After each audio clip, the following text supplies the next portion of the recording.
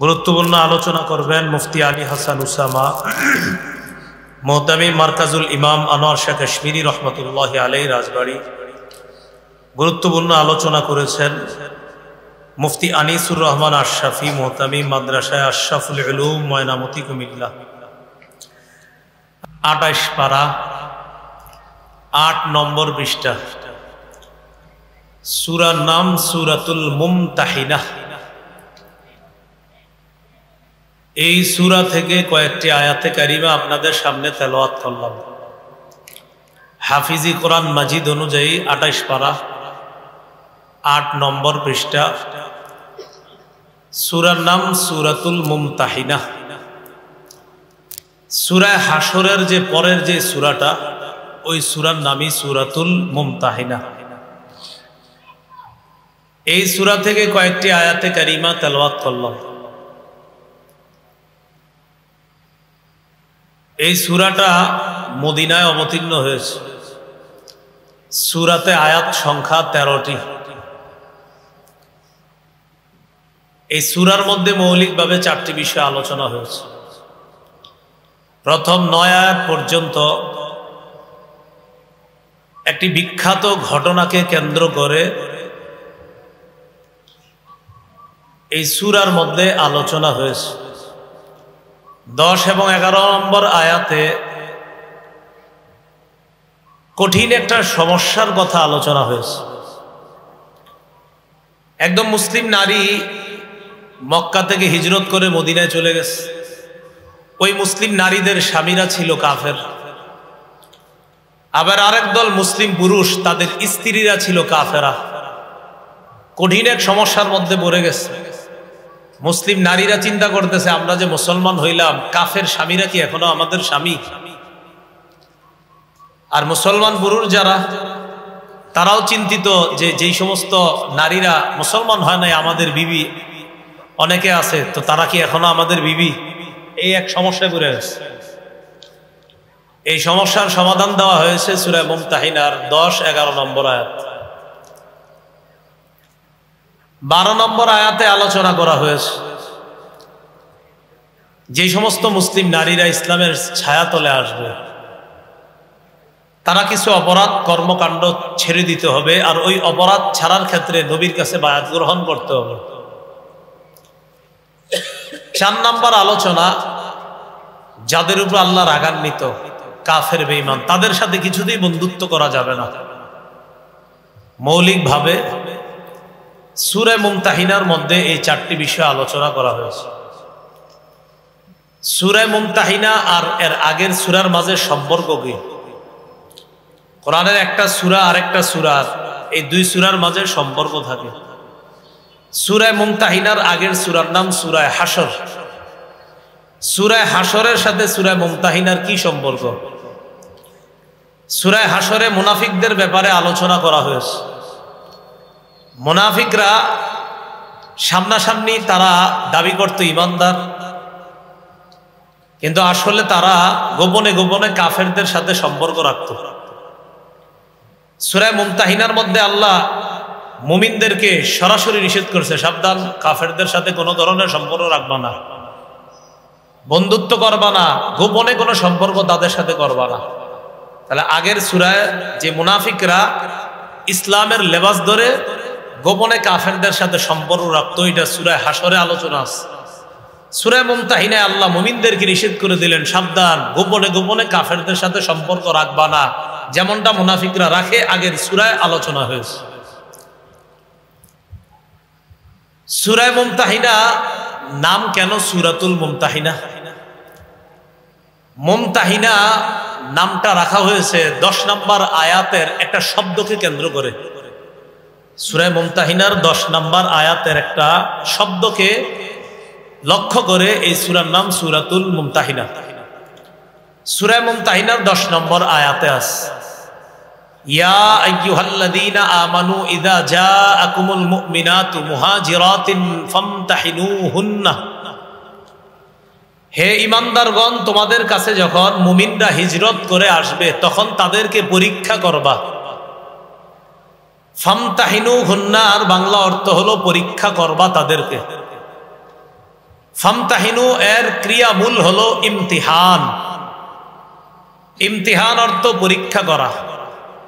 ইমতিহানের ইসমে ফাইল ওয়াহিদ মুআন্নাসের সিগা হলো মুমতাহিনা। অতএব সূরাতুল মুমতাহিনা অর্থ হলো পরীক্ষাকারী সূরা। কি কারী সূরা? পরীক্ষাকারী সূরা। কেউ কেউ বলেন এই সূরার নাম সূরাতুল মুমতাহানা, প্রসিদ্ধ নাম হলো সূরাতুল মুমতাহিনা, হায়ের নিচে জের।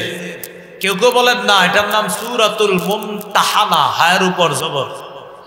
মুমতাহিনা যদি হয় তাহলে এটার নাম হবে ইসমে ফাইল ওয়াহিদ মুআন্নাসের সিগা, অর্থ হবে পরীক্ষাকারী সূরা।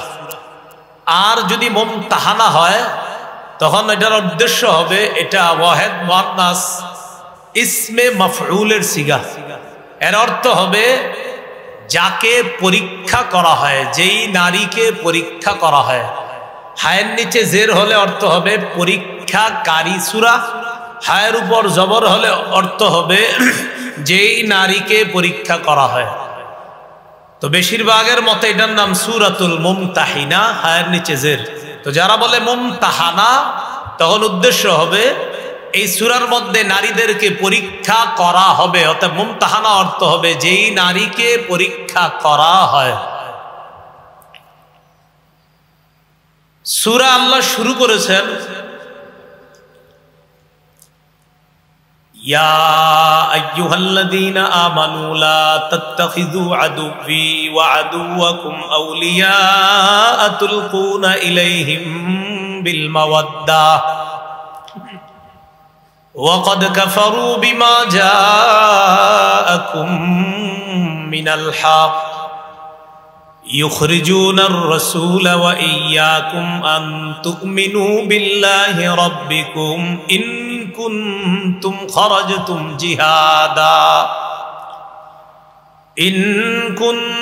خرجتم جهادا في سبيلي وابتغاء مرضاتي। অনুবাদটা আমি শুরু করি কোত্থেকে দেখেন। এই যেখানে এসে আমি আয়াতের তেলাওয়াতটা শেষ করলাম, এখান থেকে অনুবাদটা শুরু করব।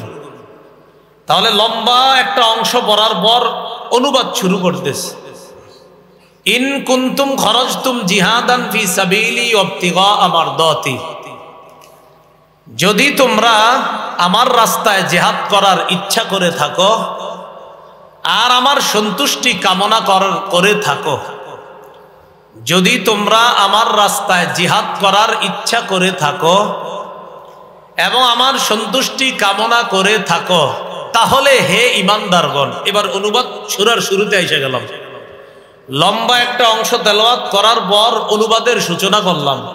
যদি তোমরা আমার রাস্তায় জিহাদ করার ইচ্ছা করে থাকো এবং আমার সন্তুষ্টি কামনা করে থাকো, তাহলে হে ঈমানদারগণ। এ হলো সূরার শুরু। ইয়া আইয়ুহাল্লাযীনা আমানু, হে ঈমানদারগণ। হে ঈমানদারগণ কি? অনুবাদটা শুরু করলাম কিভাবে? যদি তোমরা আমার রাস্তায় জিহাদ করার ইচ্ছা করে থাকো এবং আমার সন্তুষ্টি কামনা করে থাকো, হে ঈমানদারগণ, তাহলে তোমরা আমার শত্রু আর তোমাদের শত্রুদেরকে বন্ধু হিসাবে গ্রহণ করো না। তাহলে আল্লাহ কি বললেন? তোমরা আমার শত্রু এবং তোমাদের শত্রুকে বন্ধু হিসাবে গ্রহণ করো না। আল্লাহ বললেন আমার শত্রু এবং তোমাদের শত্রু। এখানে আমার শত্রু আর তোমাদের শত্রু দ্বারা কি উদ্দেশ্য? উদ্দেশ্য হলো কুফফারু মক্কা, মক্কার কাফেররা। আয়াত দ্বারা বোঝা যায় মক্কার কাফেররা আল্লাহরও শত্রু, ঈমানদারদেরও শত্রু। তো আল্লাহ বলতেছেন তোমরা যদি আমার রাস্তায় জিহাদ করার ইচ্ছা করো এবং আমার সন্তুষ্টি কামনা করে থাকো, তাহলে হে ঈমানদারগণ, আমার শত্রু আর তোমাদের শত্রুকে বন্ধু হিসাবে গ্রহণ করো না। এই সূরার প্রেক্ষাপটটা কি? রাসূলুল্লাহ সাল্লাল্লাহু আলাইহি সাল্লাম মক্কা বিজয়ের পূর্বে কিছু কিছু সাহাবায়ে কেরামের সাথে পরামর্শ করে মক্কা বিজয়ের উদ্দেশ্যে রওনা করার আগে নবী আস্তে ধীরে প্ল্যান করতেছিলেন যে অচিরেই মক্কায় রওনা করব। এই যে প্ল্যান করলেন আল্লাহ রসুল সাল্লাল্লাহু আলাইহি সাল্লাম খুব গোপনে। রসুল সাল্লাল্লাহু আলাইহি সাল্লামের মক্কা বিজয়ের উদ্দেশ্যে যাত্রার বিষয়টা সাহাবায়ে কেরামের মধ্যে একজন সাহাবী নাম ছিল হাতিব ইবনু আবি বালতাআহ। এই হাতিব ইবনে আবি বালতাআহ রাদিয়াল্লাহু তাআলা তিনিও বিষয়টা কোনোভাবে আঁচ করেছেন। আঁচ করতে পেরে তিনি কি করলেন, তিনি চুপে চুপে মক্কার কাফেরদের কাছে একটা চিঠি লিখলেন। কি লিখলেন চিঠির মধ্যে? যে আল্লাহ রসুল কিন্তু অচিরেই তোমাদের বিরুদ্ধে অভিযান পরিচালনা করার জন্য রওনা করবে। এই জাতীয় একটা চিঠি লেখা গোপনে মক্কার উদ্দেশ্যে পাঠাইয়া দিছে। খুব মন দিয়ে শুনেন, সাহাবীর ব্যাপারে যেন কোনো ধরনের খারাপ চিন্তা চেতনা মনে না আসে। তো যিনি লেখলেন চিঠিটা তার নাম হাতিব ইবনু আবি বালতাআহ। তিনি চিঠিটা পাঠাই দিলেন কোথায়? মক্কার উদ্দেশ্যে। চিঠি যখন তিনি পাঠাইলেন, একজন নারীর মাধ্যমে পাঠাইলেন। এই নারী ছিল গায়িকা, ঘুরা ঘুরা গান গাইত। ঐতিহাসিক গ্রন্থের কেউ কেউ তার নাম লেখছে, নারীর নাম ছিল সারা। তার কাছে চিঠিটা দিয়ে দিস, তুমি মক্কার অমুক অমুক লিডারের কাছে এই চিঠিটা পৌঁছায় দিবা।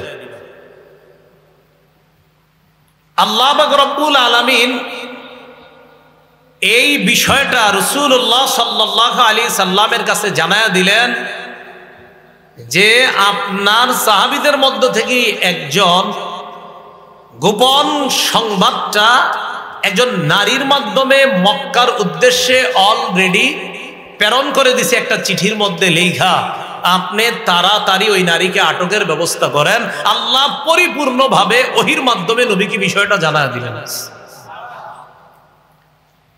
ওই নারী গোপন চিঠিটা নিয়ে রওনা করছে। আপনাদের মনে প্রশ্ন আসছে, হুজুর একজন সাহাবী এরকম গোপন চিঠি কেন লেখছে? আসছে না প্রশ্নটা? পুরাটা শুনেন, প্রশ্ন থাকবে না ইনশাআল্লাহ। এই বিষয়টা সহিহ বুখারীতে বিস্তারিতভাবে একটা হাদিসে আসছে। সহিহ বুখারীর 3007 নম্বর হাদিস। হাদিসের বর্ণনাকারী আলী ইবনে আবি তালেব রাদিয়াল্লাহু তাআলা। আলী রাদিয়াল্লাহু তাআলা আনহু বলেন, বাআসানি রাসূলুল্লাহ সাল্লাল্লাহু আলাইহি ওয়াসাল্লাম আনা ওয়াজ জুবাইর ওয়াল মিকদাদ ইবনুল আসওয়াদ। আলী রাদিয়াল্লাহু তাআলা আনহু বলেন, রাসূলুল্লাহ সাল্লাল্লাহু আলাইহি সাল্লাম ওহির মাধ্যমে বিষয়টা জেনে আমাদের তিনজনকে প্রেরণ করলেন ওই নারীকে আটক করার জন্য।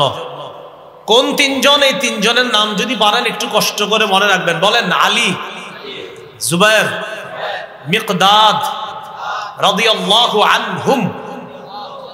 কয়জন নাম বললাম? তিনজন। আলী, জুবাইর, মিকদাদ। তো হযরত আলী বলেন, বাআসানি রাসূলুল্লাহ সাল্লাল্লাহু আলাইহি সাল্লাম আনা, নবী আমাকে পাঠাইলেন, মানে আমি আলীকে পাঠাইলেন।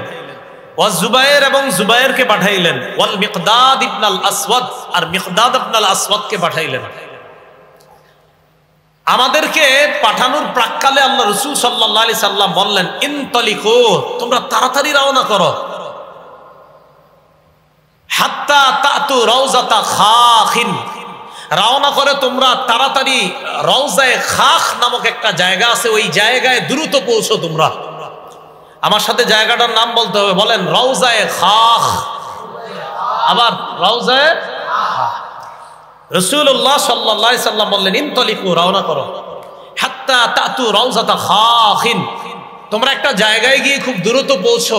ওই জায়গাটার নাম জানি কি? ফাইন্না বিহা যাইনা, সেখানে একজন মহিলা আছে, গায়িকা আছে।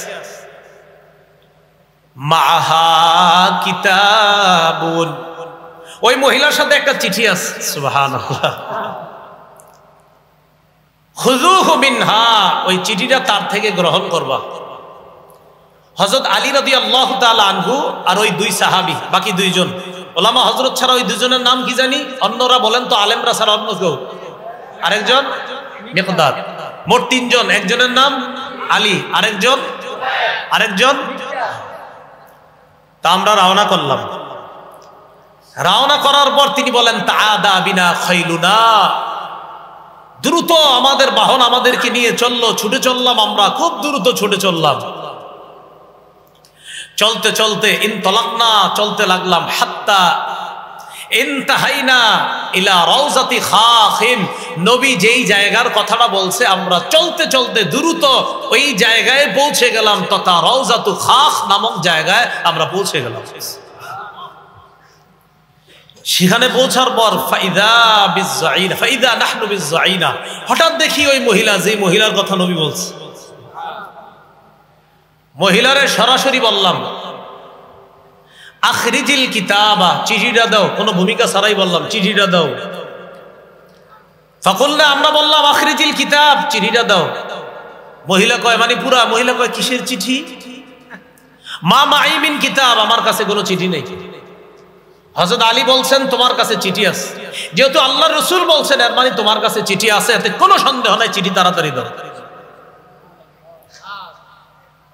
হযরত আলী এক পর্যায়ে বললেন লাতুখরিজিনাল কিতাব আও লানুলকিয়ান্নাত থিয়াব। হযরত আলী বলেন লাতুখরিজিনাল কিতাব আও লানুলকিয়ান্নাত থিয়াব, হয়তো চিঠি দাও, না হয় যে কোনো মাধ্যমে হয়তো মহিলা ইত্যাদি ডেকে এনে হলেও তোমার কাপড় খুলে তোমার ভিতর থেকে চিঠি বের করার ব্যবস্থা করতে আমরা বাধ্য হব, কারণ চিঠি তোমার কাছে আছে, এতে কোনো সন্দেহ নাই। এখন চিঠি কি দিবা না দিবা না সেটা বলো। মহিলা কি করছে দেখেন, ফাখরাজাতহু মিন ইকাসিহা, খোপার ভিতর থেকে চিঠি বের করছে, চুলের খোপার ভিতর থেকে চিঠি বের করছে। চিঠি বের করার পর হযরত আলী, জুবায়ের, মিকদাদ তারা চিঠি নিয়ে তাড়াতাড়ি চলে আসছে মদিনায়। রাসূলুল্লাহ সাল্লাল্লাহু আলাইহি সাল্লামের কাছে চিঠি পৌঁছানোর পর চিঠি খুলে দেখা গেল ফাইদা ফীহি মিন হাতিব ইবনে আবি বালতা ইলা উনাসিন মিনাল মুশরিকিন মিন আহলি মক্কাহ ইউখবিরুহুম বিবাদি আমরি রাসূলিল্লাহ সাল্লাল্লাহু আলাইহি ওয়াসাল্লাম। চিঠি খোলা হলো, চিঠি খুলে দেখা গেল চিঠির মধ্যে লেখা হাতিব ইবনে আবি বালতার পক্ষ থেকে মক্কার মুশরিকদের উদ্দেশ্যে একটা চিঠি লেখা, যে চিঠির মধ্যে আল্লাহ রাসূলের কিছু বিষয় তাদেরকে অবগত করে ওই চিঠির মধ্যে বিভিন্ন বিষয় হাতিব ইবনে আবি বালতা লিখছে চিঠির মধ্যে। তাড়াতাড়ি ডাকছে, হাতিবকে ডাকো। হাতিব ইবনে আবি বালতা রাদিয়াল্লাহু তাআলা, সবাই বলেন রাদিয়াল্লাহু তাআলা, আবার বলেন সবাই, তাকে ডাকছে। ডাকার পর রাসূলুল্লাহ সাল্লাল্লাহু আলাইহি সাল্লাম বললেন মা হাদা ইয়া হাতিব। হাতিব, এটা কি, এটা কি বলো? হাতিব ইবনে আবি বালতা বললেন লা তাজাল আলাইয়া ইয়া রাসূলুল্লাহ, হুজুর আমার ব্যাপারে দ্রুত সিদ্ধান্ত নিয়েন না, আমার কথা একটু শুনেন। রাসূলুল্লাহ সাল্লাল্লাহু আলাইহি সাল্লামকে হাতিব ইবনে আবি বালতা এবার বললেন হুজুর আমি এই চিঠিটা লিখছি মক্কার মুশরিকদের কাছে, আপনি আমার ব্যাপারে দ্রুত সিদ্ধান্ত নিয়েন না, চিঠিটা আমি লিখছি তাদের কাছে। আপনার সাথে যে মুহাজির সাহাবী যারা আছে ইয়া রাসূলুল্লাহ, কানা মাআকা মিনাল মুহাজিরিন লাহুম কারাবাতুন ইয়াহমুনা বিহা আমওয়ালাহুম ওয়া আহলিহিম, আপনার সাথে যে মুহাজির সাহাবী যারা আছে তাদের আত্মীয় স্বজন মক্কায় আছে, আত্মীয়তার বন্ধনের কারণে তারা তাদের সম্পদ রক্ষা করতে পারবে, তারা তাদের সন্তানদেরকে রক্ষা করতে পারবে। হুজুর কুনতুম রাআন মুলসাকান ফি কুরাইশিন, আমিও কুরাইশদের সাথে ছিলাম লম্বা সময় মক্কায়, ওয়ালাম আকুন মিন আনফুসিহিম, কিন্তু আমি তাদের আপনজন কেউ না। আপনার সাথে যারা আছে সাহাবী তাদের আপনজনরা এখনো মক্কায় আছে, আমি যদিও মক্কায় কুরাইশদের সাথে ছিলাম কিন্তু আমার আপনজন বলতে কেউ নাই। হুজুর আমার অনেক আত্মীয় স্বজনরা সেখানে আছে। অর্থাৎ কোথায়? মক্কায় যেই জায়গায় সাহাবীদের আপনজন আছে, তো আমার কিছু রিলেটিভ আছে যারা এখনো মক্কায় রয়ে গেছে, তো তাদের আপনজন বলতে মক্কায় কেউ নাই। আমি চিন্তা করলাম আমি যদি একটা চিঠি লিখি, এই চিঠি লেখার কারণে আমি চিন্তা করলাম আহবাবতু, আমি এই ইচ্ছা করলাম ইদফাতা যালিকা মিনান নাসাবি ফিহিম, যেহেতু আমার বংশের কোনো সম্পর্ক নাই, তাই আমি চিন্তা করলাম একটা চিঠি লিখি। আমি একটা চিঠি লিখলে তাদের সাথে একটা ভালো সম্পর্ক হবে। ইয়াহমুনা বিহা কারাবাতি, তখন তারা আমার পরিবারের যে কয়েকজন আছে তাদেরকে তারা রক্ষা করবে। কারণ আপনি যখন মক্কায় যাবেন, যাওয়ার পর যখন তাদের বিরুদ্ধে লড়াই করবেন, হুজুর আমার তো ইয়াকিন আপনাকে আল্লাহ বিজয় দান করবেন, কিন্তু তখন তো আমার আত্মীয় স্বজন যারা আছে তারাও বিপদে পড়বে। আমি শুধু তাদেরকে বিপদ থেকে উদ্ধার করার জন্য কাফেরদের সাথে শুধুমাত্র এতটুকু একটু খাতির করতে চাইছিলাম। এটা চিঠি লেখা। এটা বলার পর নবীজি বললেন, হুজুর বিশ্বাস করেন, মা ফালতু যালিকা, আমি এটা এই কারণে করি নাই কুফরন, যে আমি কাফের হয়ে গেছি, ওয়ালা ইরতিদাদান, আমি দিন থেকে বের হয়ে মুরতাদ হয়ে গেছি, এই জন্য আমি করি নাই, ওয়ালা রিদান বিল কুফরি বাদাল ইসলাম, আমি ইসলাম গ্রহণ করার পর আবার কুফরিকে পছন্দ করে নিয়েছি, বিষয়টা এমনও না। তাহলে আমি কাফেরও হই নাই, আমি মুরতাদও হই নাই, আমি ইসলাম গ্রহণ করার পর কাফের হয়ে গেছি, বিষয়টা এমনও না হুজুর। শুধুমাত্র একটা চিঠি দিলে যদি তারা আমার প্রতি একটু সহানুভূতি প্রদর্শন করে, আমার যে সন্তানাদি আছে তাদেরকে অন্তত যদি একটু রক্ষা করে, এই জন্য একটা চিঠি লিখছিলাম। নবীজি তার পুরো বক্তব্য শুনা সাহাবীদেরকে লক্ষ্য করে বললেন, লাকাদ সাদাকাকুম, এই শোনো, হাতেব যা বলছে সত্য কথা বলছে। কি বলছে? সত্য কথা।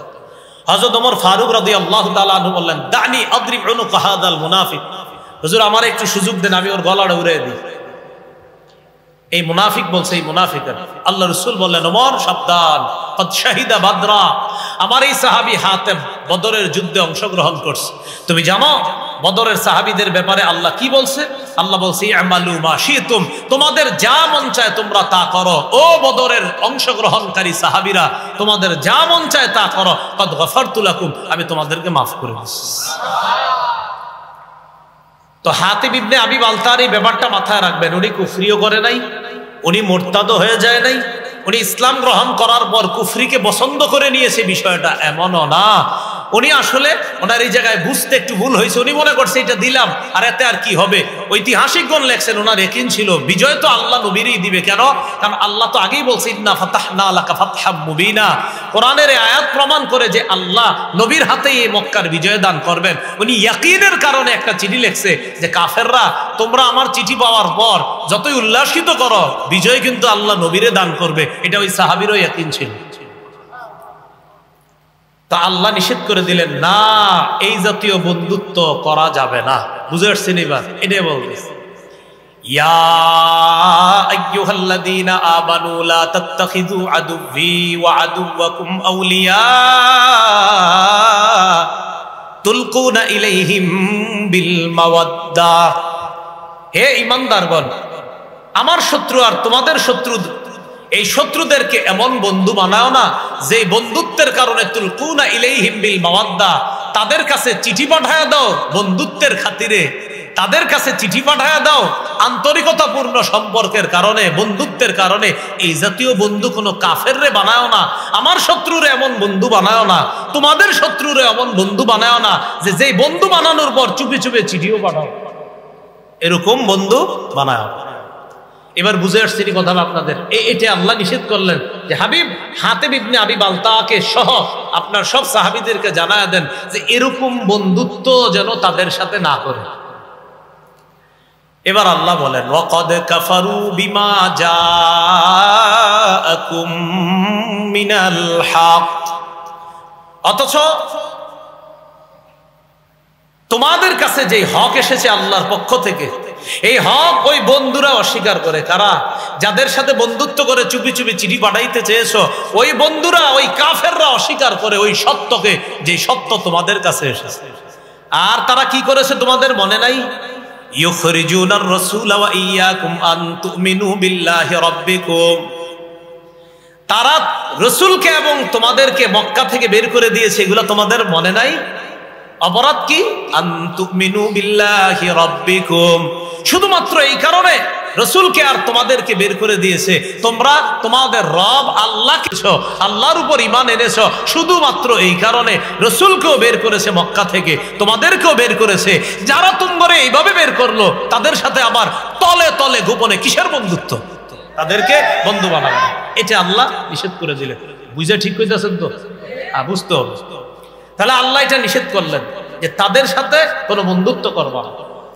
এরপর আল্লাহ বলেন ইন কুনতুম খরজতুম জিহাদান ফি সাবিলি, যেটার অনুবাদ আমি শুরুতে তুলছি, ইন কুনতুম খরজতুম জিহাদান ফি সাবিলি ইবতিগা মারদাতি, এতক্ষণ পর্যন্ত যেটা এটা কেমন যেন জবাবুর শর্ত, আর ইন কুনতুম খরজতুম জিহাদান ফি সাবিলি এটা হলো শর্ত। অর্থাৎ যদি তোমরা আমার রাস্তায় জিহাদ করতে চাও আর আমার সন্তুষ্টি অর্জন করতে চাও, তাহলে তোমরা আমার শত্রু আর তোমাদের শত্রুকে বন্ধু হিসাবে গ্রহণ কইরো না। এমন বন্ধুত্ব যে বন্ধুত্বের খাতিরে চুপে চুপে সিডি বাড়াও, এমন বন্ধুত্ব করবা না।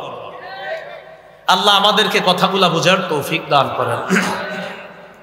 এবার আল্লাহ বলেন তুসিররুনা ইলাইহিম বিল মাওয়াদ্দাহ ওয়া আনা আ'লামু বিমা আখফাইতুম ওয়া মা আ'লানতুম,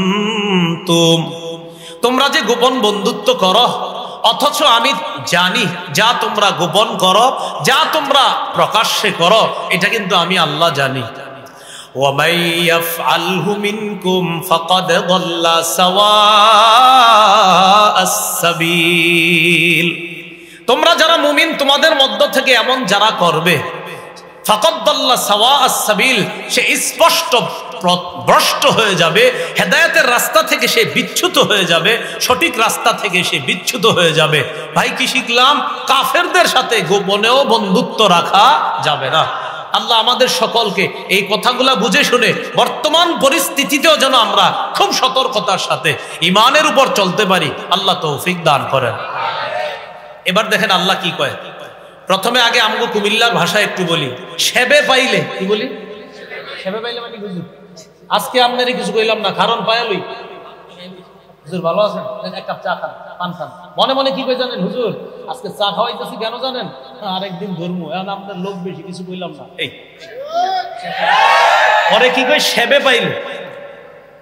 আর কোরআনের অনুবাদটা হবে বাগে পাইলে। বাগে মানে বাগের ইয়াটা আমগো কুমিল্লার ভাষায় বললাম সেবে। আল্লাহ কয় গোপনে গোপনে যেই কাফেরদের সাথে তোমরা বন্ধুত্ব করো, ইয়াতকাফুকুম, যদি তারা তোমাদেরকে সেবে পায়, ইয়াতকাফুকুম, যদি তারা তোমাদেরকে বাগে পায়, মানে যদি হাতের নিচে কখনো পায়া যায়, এখন তো চুপে চুপে বন্ধুত্ব করো, যদি কখনো ওই যে আমরা বলি সেবে পায়, ইয়াকুনু লাকুম আ'দা,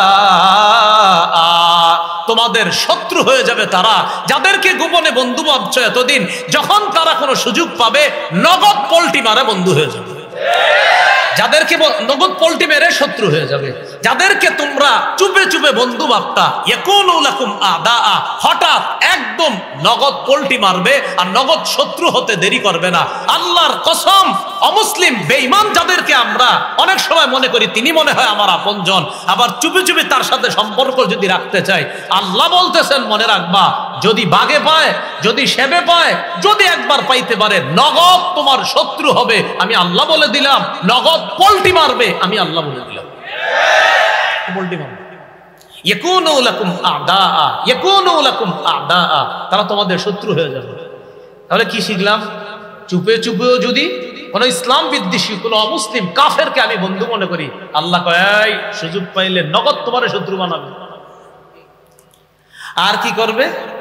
ওয়ায়াবসুতু ইলাইকুম আইদিয়াহুম ওয়া আলসিনাতাহুম বিসসু, তোমাদের দিকে দুটা কষ্টের জিনিস প্রসারিত করবে। বলেন কয়টা কষ্ট? এক, হাত দিয়া কষ্ট দিতে চাবে, দুই, জবান দিয়ে। এক, হাত প্রসারিত করবে মারার জন্য, অর্থাৎ শারীরিক কষ্ট দিবে তোমাদেরকে, ওয়া আলসিনাতাহুম বিসসু, আরেকটা হলো জবান দিয়ে তোমাদেরকে কষ্ট দিবে। সারা পৃথিবীর বেঈমান শক্তি এখন জবানেও অস্ত্র দিয়েও আমাদেরকে কষ্ট দিবে, সারা পৃথিবী। তো এই জন্য আল্লাহ বলছে ইয়াবসুতু ইলাইকুম, হাত প্রসারিত করবে তোমাদের দিকে, আইদিয়াহুম, তাদের হাত, ওয়া আলসিনাতাহুম, তাদের জিহ্বা, বিসসুই, কষ্ট দেওয়ার জন্য প্রসারিত করবে। এই জন্য মনে রাখবেন, অনেক সময় কুফরি শক্তি যেগুলা, এগুলা মাঝে মাঝে এক হয়ে কয় আরে এই কাজটা ঠিক হয় নাই। আপনি মনে রাখেন, সব কুফরি শক্তি মুসলমানের বিরুদ্ধে। সব কুফরি। আল্লাহ এখনো আমাদেরকে বুঝার তৌফিক দান করেন। তাহলে এই অনুবাদটা আবার মনে রাখেন, যাদেরকে গোপনে বন্ধু ভাবো, যাদের কাছে গোপন বন্ধুত্বের হাত বাড়াও, তারা যদি তোমাদেরকে বাগে পায়, আমগো কুমিল্লার ভাষায় সেবে পায়, ইয়াকুনু লাকুম আ'দা, তারা তোমাদের শত্রু হয়ে যাবে। ওয়ায়াবসুতু ইলাইকুম, তারা তোমাদের দিকে প্রসারিত করবে আইদিয়াহুম, হাত, ওয়া আলসিনাতাহুম, জিহ্বা, বিসসুই, কষ্ট দেওয়ার জন্য।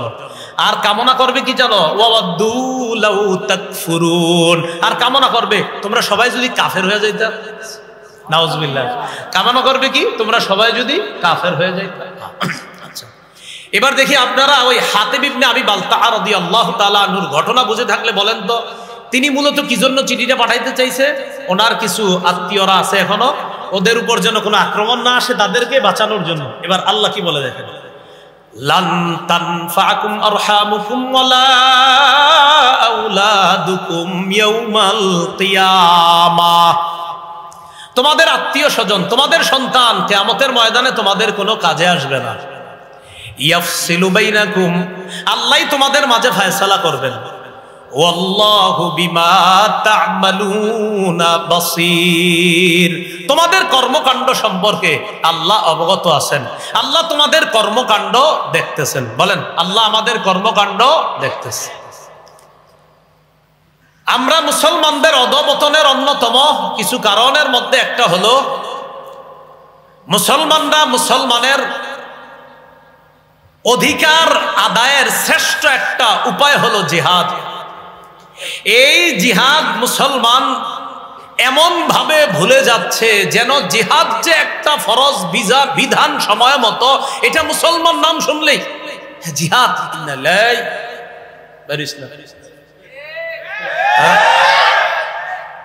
যে মাওলানা জুনায়েদ আল হাবিব সাহেব নাকি বলছে আগামীকাল আছে নবীর ইজ্জত নিয়ে কথা বলছে, একজন মিছিল আছে। হ্যাঁ আব্বা বলছিল তো গতকাল জুমার নামাজে, তোই আজকে হুজুর বলছে আমাদের এলাকাবাসী নিয়ে যাবে। হুজুর যাক, তুই যাইস না, বসে থাক, তোর বিকাল 5টা পর্যন্ত ঘর থেকে বেরোবি না, আল্লাহ বিল্লাহ কর।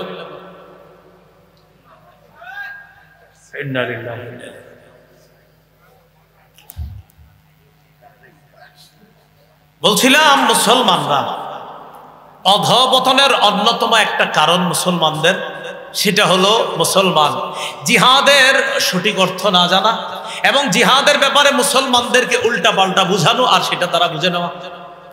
আজকে আমার সাথে একটু বলেন, বলেন জিহাদ এবং সন্ত্রাস সম্পূর্ণ আলাদা। সন্ত্রাস অপবিত্র, জিহাদ পবিত্র। বিশ্ব সন্ত্রাস, বলেন বিশ্ব সন্ত্রাস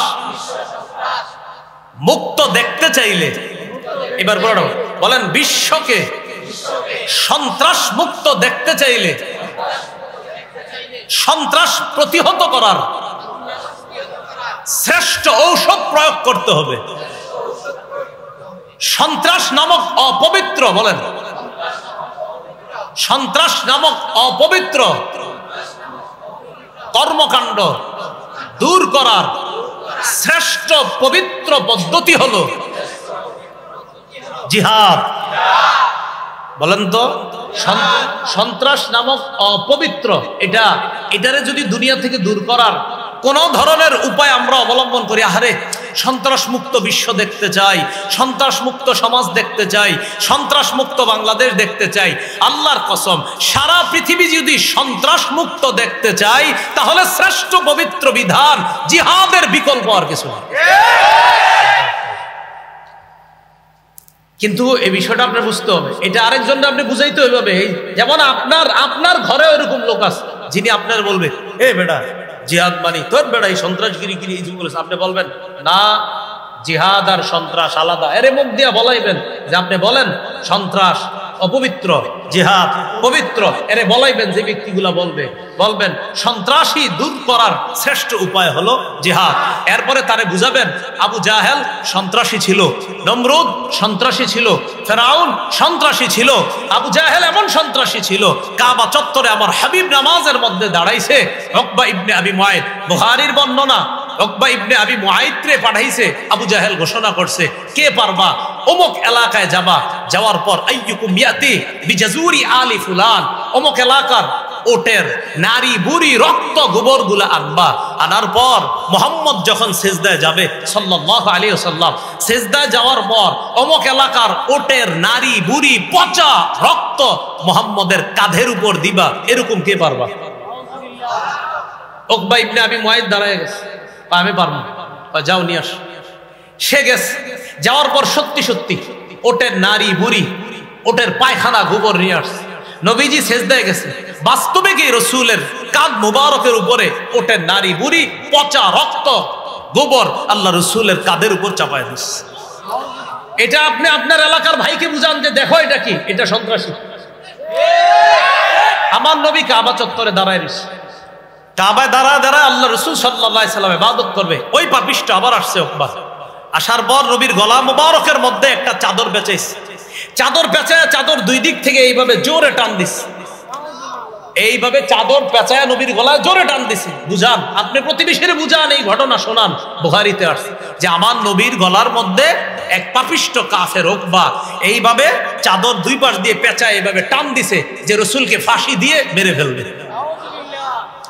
আবু বকর সিদ্দিক রাদিয়াল্লাহু তাআলা আনহু আসার পর তার একটা ধাক্কা মারছে, ধাক্কা মেরে আবু বকর সিদ্দিক রাদিয়াল্লাহু তাআলা আনহু বললেন আতাকতুলুনা রাজুলান আইয়াকুলা রাব্বি আল্লাহ ওয়াকাদ জাআকুম বিল বাইয়িনাতি মির রাব্বিকুম, একটা মানুষকে কি এই কারণে তোমরা হত্যা করবা যে ব্যক্তি বলে আমার রব হলেন আল্লাহ, রব্বি আল্লাহ যে ব্যক্তি বলে আমার রব হলো আল্লাহ, ওয়াকাদ জাআকুম বিল বাইয়িনাতি মির রাব্বিকুম, আর তিনি এই রব যে আল্লাহ এটার সপক্ষে তোমাদের কাছে প্রমাণ আদিও পেশ করেছে, এগুলা নিয়ে উপস্থিত হয়েছে, এরপরেও কি লোকটাকে তোমরা হত্যা করবা? এইভাবে আবু বকর সিদ্দিক তাকে সরায়া দিছে।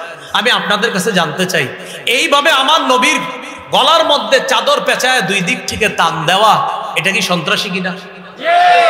আবু জাহেল ওর ওটের নারী বুড়ি আইনা আল্লাহ রসুলের কাঁধের উপরে দেওয়া, এটা সন্ত্রাসী কিনা? এইভাবে একদিন দুই দিন না, 1 বছর 2 বছর না, টানা 13 বছর রসুল আর সাহাবীদের উপর সন্ত্রাসী কর্মকাণ্ড চালিয়েছে কাফেররা। কয় বছর? তাহলে বলেন তো কি বুঝলাম আমরা? মুসলমানরা আগে আক্রমণ করছে না সন্ত্রাসী করছে কাফেররা 13 বছর? বলেন, আক্রমণ কি আগে মুসলমানরা করছে না কাফেররা? কয় বছর? 13 বছর সাহাবা নবীর উপর এইভাবে অত্যাচার করছে। এরপর 13 বছর পর আল্লাহ আয়াত নাজিল করছে সূরা হজর 39-40 নম্বর আয়াত। আল্লাহ বলেন উযিনা লিল্লাযীনা ইউকাতালুনা বিআন্নাহুম যুলিমু, যাদেরকে আক্রমণ করা হচ্ছে উযিনা, এবার তাদেরকে জিহাদের অনুমতি দেওয়া হলো।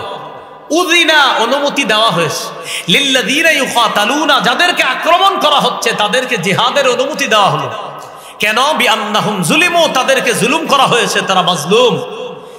এই তারা কারা? নবী আর সাহাবায়ে কেরাম। কত বছর? কত বছর? এইভাবে আপনি পাশের এলাকার লোকটারে বুঝান, বুঝাইয়া বলেন কাকা এই 13 বছর যে কাজগুলো করছে ঠিক হয়েছে? তখন বলবে না এগুলো তো অন্যায় হয়েছে, আবু জাহেল তো কামগুলো ঠিক করে নাই। তখন আপনি বলবেন এরপর আল্লাহ 13 বছর পর জিহাদের বিধান দিয়েছে এই সন্ত্রাস নামক অপবিত্রতা দূর করার জন্য। পবিত্র জিহাদ আল্লাহ দিয়েছেন 13 বছরের অপবিত্রতা যেন দূর করে, তখন আল্লাহ জিহাদের বিধান দিয়েছে। তাহলে অপবিত্র সন্ত্রাসগিরি কয় বছর করছে কাফেররা? এরপরে জিহাদের বিধান দিয়েছে। এইভাবে আপনি এটা পার্সোনালি বুঝাইতে হবে, আগে মুখ দিয়ে স্বীকার করাইবেন। কাকা বলেন আবু জাহেল কামটা ঠিক করছে? তো বলবে না। বলেন উকবা এই কাজটা ঠিক করছে? বলবেন না। তখন জিজ্ঞেস করবেন ওনারে বলেন তো কি করা দরকার? বলবে আরে আমি থাকলে তো ওর খবর আছিল। বলবে বলবে হ্যাঁ এই 13 বছর শুধু সহ্য করছে, এরপর আল্লাহ বিধান দিছে। সাহাবাদের মন চাইছে কিছু করতে, করে নাই। কেন? আল্লাহ বলে নাই 13 বছর পর উযিনা, তখন আল্লাহর পক্ষ থেকে অনুমতি দেওয়া হয়েছে। পরের আয়াতে আল্লাহ বলে সূরা হজর 40 নম্বর আয়াত, তারা কারা যাদেরকে আক্রমণ করা হয়েছে? আল্লাযীনা উখরিজু মিন দিয়ারিহিম বিগাইরি হাক্কিন ইল্লা আইয়াকুলু রাব্বুনাল্লাহ, যাদেরকে তাদের ঘর থেকে বের করে দেওয়া হয়েছে অন্যায়ভাবে। তাদের অন্যায়টা কি? বলার পরে নাউজুবিল্লাহ পড়বেন। তাদের অন্যায় হলো তারা এটা বলতো আমাদের রব হলো আল্লাহ। আল্লাহকে রব বলাটা কাফেররা অন্যায় হিসেবে সাব্যস্ত করছে। আল্লাহ আমার রব, এটা হলো অন্যায় তাদের, যে তোমরা আল্লাহর রব বলবা। আল্লাহ কয় তারা বলতো আমাদের রব আল্লাহ। কাফেররা এটাকে অপরাধ সাব্যস্ত করে তাদেরকে মক্কা থেকে বের করে দিয়েছে। এবার আল্লাহ বলেন ওয়ালাউলা দাফউল্লাহিন নাস বা'দাহুম বিবা'দিল লাহুদ্দিমাস সাওয়ামিউ ওয়া বি'উ ওয়া সালাওয়াতু ওয়া মাসাজিদু ইউযকারু ফীহা ইসমুল্লাহি কাসীরা। জিহাদের বিধান দেওয়ার মাধ্যমে আমি আল্লাহ যদি একজন মানুষের মাধ্যমে আরেকজন মানুষকে প্রতিহত না করতাম, মানে মুজাহিদদের মাধ্যমে যদি অপরাধীদেরকে আমি প্রতিহত না করতাম যুগে যুগে, লাহুদ্দিমাত সাওয়ামিউ, তাহলে খ্রিস্টানদের যে ইবাদতখানা আশ্রম ধ্বংস হয়ে যেত। অর্থাৎ খ্রিস্টানরা যেই যুগে দুনিয়াতে ছিল, যখন তাদের শরীয়ত দুনিয়ার মধ্যে ছিল, যখন তারা হক পথে চলতো, তখন ওই জামানায়ও ইবাদতখানা ধ্বংস করার জন্য লোক ছিল। আল্লাহ বলেন আমি যদি জিহাদের বিধান না দিতাম, একদল মানুষের মাধ্যমে আরেক দলকে যদি প্রতিহত না করতাম, খ্রিস্টানদের আশ্রমগুলা ধ্বংস করে দেওয়া হতো। ওয়া বিয়াউ, বিয়াউল মালি হলো গির্জা, এই গির্জা ধ্বংস করে দেওয়া হতো। ওয়া সালাওয়াত, সালাওয়াত মানে ইহুদিদের উপাসনালয়, এগুলাও ধ্বংস করে দেওয়া হতো। ওয়া মাসাজিদু, মুসলমানদের মসজিদগুলাও ধ্বংস করে দেওয়া হতো। এজন্য আমি আল্লাহ জিহাদের বিধান দিলাম। কেন? যেন মুজাহিদরা অপরাধীদের থেকে এই জাতীয় ইবাদতগুলো খানা, এই ইবাদত যেখানে মুসলমানরা ইবাদত করবে, এগুলো যেন রক্ষা করতে পারে। তাই আমি যুগে যুগে জিহাদের বিধান দিয়েছি। একদল মানুষের মাধ্যমে আরেক দলকে প্রতিহত করেছে। তো বলছিলাম আল্লাহ পাক রব্বুল আলামিন ওই যে পবিত্র কোরআনে বলে তুসিরুনা ইলাইহিম বিল মাওয়াদ্দাহ ওয়া আনা আ'লামু বিমা আখফাইতুম ওয়া মা আ'লানতুম ওয়া মান ইয়াফআলহু মিনকুম ফাকাদ দাল্লা সাওয়াআস সাবিল ইয়াসকাফুকুম ইয়াকুনু লাকুম আ'দাআ। কাফেররা যদি তোমাদেরকে বাগে পায়, সেবে পায়, ইয়াকুনু লাকুম আ'দাআ, তারা তোমাদের শত্রু হয়ে যাবে। ওয়াবসুতু ইলাইকুম আইদিয়াহুম ওয়া আলসিনাতাহুম বিসসুই ওয়া ওয়াদ্দু লাউ তাকফুরুন, তারা তোমাদের বিরুদ্ধে তাদের হাত, তাদের মুখ তারা প্রসারিত করবে তোমাদেরকে কষ্ট দেওয়ার জন্য। লান তানফাকুম আরহামুকুম ওয়ালা আওলাদুকুম ইয়াউমাল কিয়ামাহ ইয়াফসিলু বাইনাকুম আল্লাহু বিমা তা'মালুনা বাসীর। তোমাদের আত্মীয়-স্বজন, তোমাদের সন্তান তোমাদের কোনো কাজে আসবে না কিয়ামতের ময়দানে। সেদিন তোমাদের মাঝে আল্লাহ ফয়সালা করবে, বিচার করবে। তোমরা যা করো আল্লাহ সব দেখেন। তো আল্লাহ পাক রব্বুল আলামিন এই আয়াতগুলোর মধ্যে এটাও বলে দিয়েছেন আনতুমিনু বিল্লাহি রাব্বিকুম, তোমরা যে আল্লাহর প্রতি ঈমান আনো, তোমাদের রবের প্রতি যে তোমরা ঈমান আনো, এই আল্লাহর প্রতি ঈমান আর রবের প্রতি তোমরা যে ঈমান আনো, এই আল্লাহ আর রবের প্রতি ঈমান আনো, এই কারণে কাফেররা তোমাদেরকে বের করে দিয়েছিল কোত্থেকে? মক্কা থেকে। রসুলকেও বের করেছে, তোমাদেরকেও বের করেছে।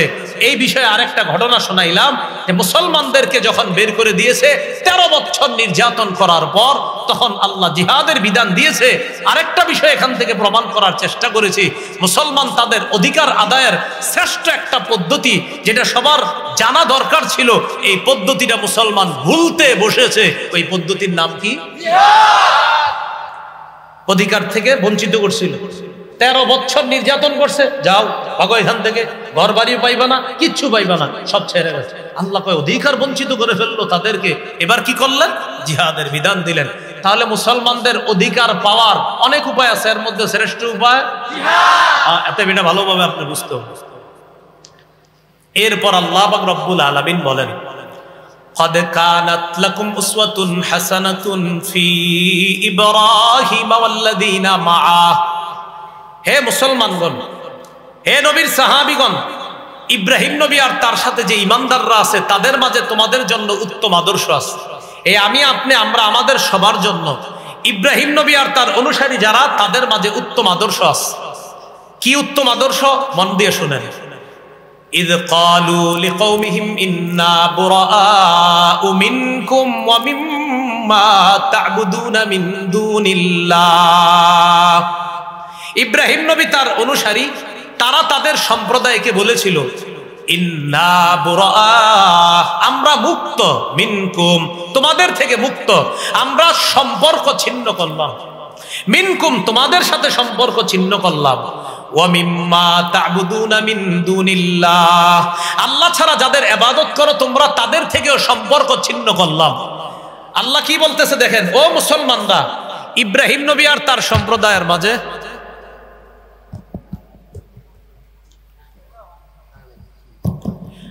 আল্লাহ পাক রব্বুল আলামিন বলেন, ও মুসলমানরা, ইব্রাহিম নবী আর তার সম্প্রদায়ের মাঝে, ইব্রাহিম নবী আর তার সাথে যারা ঈমানদার, তাদের মাঝে তোমাদের জন্য আদর্শ আছে। কয় কিসের মাঝে? কয় যখন তারা তাদের সম্প্রদায়কে বলেছিল, হে আমাদের সম্প্রদায়, ইন্না বুরাআউ মিনকুম ওয়া মিম্মা তা'বুদুনা মিন দুনিল্লাহ, আমরা তোমাদের সাথে সম্পর্ক ছিন্ন করলাম, তোমরা যাদের ইবাদত করো আল্লাহ ছাড়া, তাদের থেকেও সম্পর্ক ছিন্ন করলাম। আচ্ছা, আবার বুঝেন তো কি বলছে আল্লাহ, তোমাদের জন্য আদর্শ আছে এই কথায়। কোন কথা? ইব্রাহিম নবী আর তার জাতি, ইব্রাহিম নবীর সাথে ঈমানদাররা তাদের সম্প্রদায়কে বলছে, হে আমাদের সম্প্রদায়, আমরা তোমাদের থেকে সম্পর্ক ছিন্ন করলাম, তোমরা আল্লাহ ছাড়া যাদের ইবাদত করো তাদের থেকেও সম্পর্ক ছিন্ন করলাম। আল্লাহ কয় এই কথায় তোমাদের জন্য আদর্শ আছে। কি আছে তোমাদের জন্য? আদর্শ আছে। কাফারনা বিকুম, আমরা তোমাদের আকীদা বিশ্বাস অস্বীকার করি। ইব্রাহিম নবী ডাইরেক্ট বলে দিছে মূর্তি পূজারী যারা, তাদেরকে, আমরা তোমাদের আকীদা বিশ্বাস অস্বীকার করি। ওয়াবাদা বাইনানা ওয়া বাইনাকুমুল আদাওয়াতু ওয়াল বাগদাউ আবাদা, আমাদের মাঝে আর তোমাদের মাঝে শত্রুতা এবং বিদ্বেষ আবাদা, চিরকালের জন্য প্রকাশ হয়ে গেছে। কাফারনা বিকুম, আমরা তোমাদের আকীদা অবিশ্বাস করি। ওয়াবাদা বাইনানা ওয়া বাইনাকুম, আমাদের মাঝে আর তোমাদের মাঝে স্পষ্ট হয়ে গেছে আল আদাওয়াত, শত্রুতা, আল বাগদা, বিদ্বেষ, আবাদান, চিরকালের জন্য। বেঈমানদেরকে মুসলমানরা এই কথা বলা, ও বেঈমানরা শোনো, তোমাদের সাথে কোনো সম্পর্ক নাই, তোমরা যাদের ইবাদত করো তাদের সাথে আমাদের কোনো সম্পর্ক নাই, তোমাদের আকীদা বিশ্বাস আমরা অস্বীকার করি, আমাদের মাঝে আর তোমাদের মাঝে শত্রুতাও স্পষ্ট, বিদ্বেষ স্পষ্ট, তোমাদের সাথে আমাদের সাথে শত্রুতা চলবে, বিদ্বেষ চলবে। কতদিন জানো? হাত্তা তুমিনু বিল্লাহি ওয়াহদা, যতদিন এক আল্লাহকে আল্লাহ বলে না মানবা, যতদিন এক আল্লাহকে আল্লাহ বলে না মানবা। এই কথায় অনেক শিক্ষা, তাওহীদের শিক্ষা, যে তাওহীদবাদীরা, ঈমানদাররা, তাওহীদবাদীরা, ঈমানদাররা, বিশ্বাসীরা অবিশ্বাসীদেরকে এই কথা বলা। ইব্রাহিম নবী যেমন বলেছিল, তোমাদের সাথে আমাদের কোনো সম্পর্ক নাই, তোমরা যাদের ইবাদত করো তাদের সাথে আমাদের কোনো সম্পর্ক নাই, তোমাদের সাথে আমাদের সাথে শত্রুতা, বিদ্বেষ চলবে আবাদা, চিরকালের জন্য। কতদিন? হাত্তা তুমিনু বিল্লাহি ওয়াহদা, যতদিন এক আল্লাহকে আল্লাহ বলে বিশ্বাস না করবা। কি ঠিক বুঝছে? ঠিক না? না বুঝছে? বুঝতে হবে যে আল্লাহ বলছে তোমাদের জন্য আদর্শ আছে।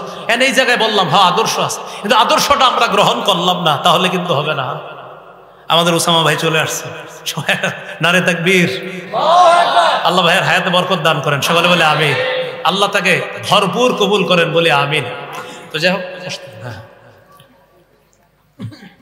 ইল্লা কাওলা ইব্রাহিম লি আবিহি লা আস্তাগফিরান্না লাক ওয়া মা আমলিকু লাকা মিনাল্লাহি মিন শাই। ইব্রাহিম আলাইহিস সালাতু ওয়াস সালামের একটা কথা ছিল,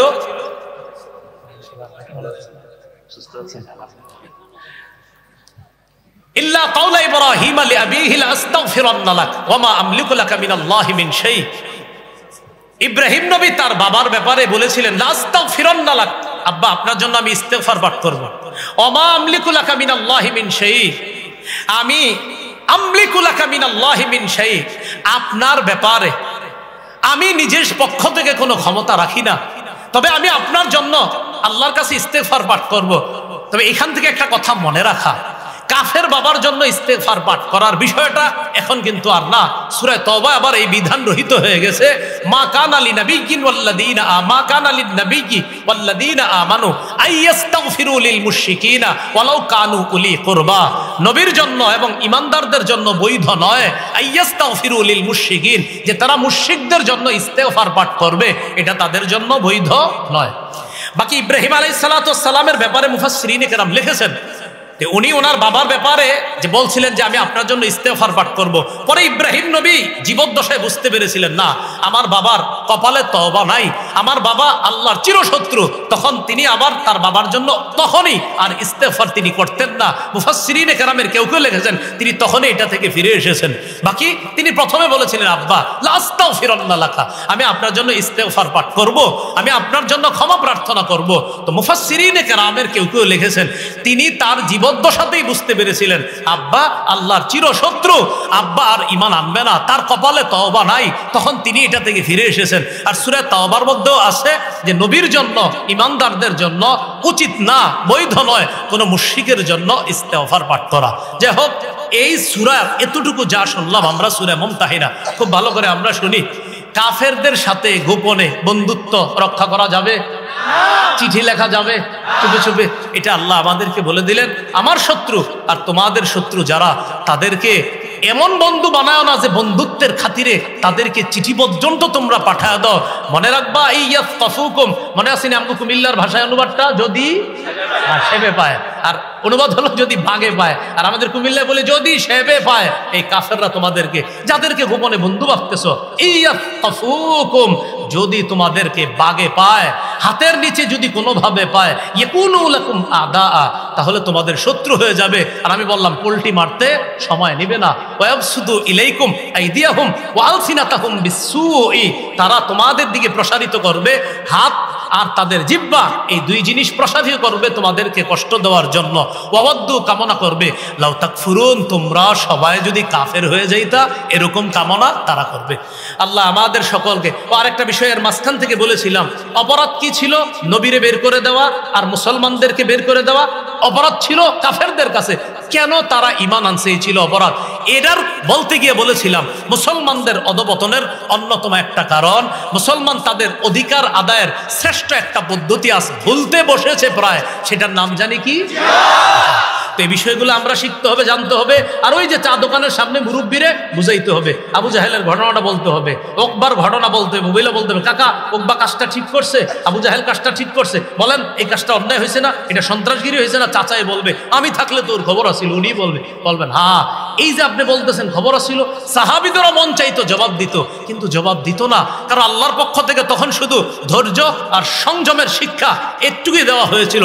13 বছর শুধু সবর করেছে, ধৈর্য ধারণ করেছে। 13 বছর পর আল্লাহ বলেছেন উযিনা লিল্লাযীনা ইউকাতালুনা বিআন্নাহুম যুলিমু, যাদেরকে আক্রমণ করা হচ্ছে তারা মাজলুম, তাদের উপর জুলুম করা হয়েছে, তাদেরকে সম্পদ হারা করা হয়েছে, ঘর বাড়ি ছাড়া করা হয়েছে। এবার আর না, এবার জিহাদের মাধ্যমে অধিকার আদায় করতে হবে। এটা হলো আল্লাহ আমাদের সকলকে যে কথাগুলো শুনলাম বললাম, আলী হাসান ওসামা ভাই আলোচনা করবেন ইনশাল্লাহ, এরপর আমাদের মোহতারাম হযরত মাওলানা আইয়ুব সাহেব হুজুর আসবেন ইনশাল্লাহ। আমরা শেষ পর্যন্ত ইনশাল্লাহ এইভাবে সুন্দর পরিবেশটা বজায় রেখে আখিরি মুনাজাত করে যাবো ইনশাআল্লাহ। আল্লাহ আমাদের সকলকে যে কথাগুলো শুনলাম বললাম, আমরা সবাই যেন ইসলামের জন্য একতাবদ্ধ হয়ে ইনশাআল্লাহ ভবিষ্যতে আমরা কাজ করতে পারি, আল্লাহ তৌফিক দান করেন। আমিন। ওয়া আখিরু দাওয়ানা আলহামদুলিল্লাহি রাব্বিল আলামিন। আসসালামু আলাইকুম ওয়া রাহমাতুল্লাহি ওয়া বারাকাতুহু।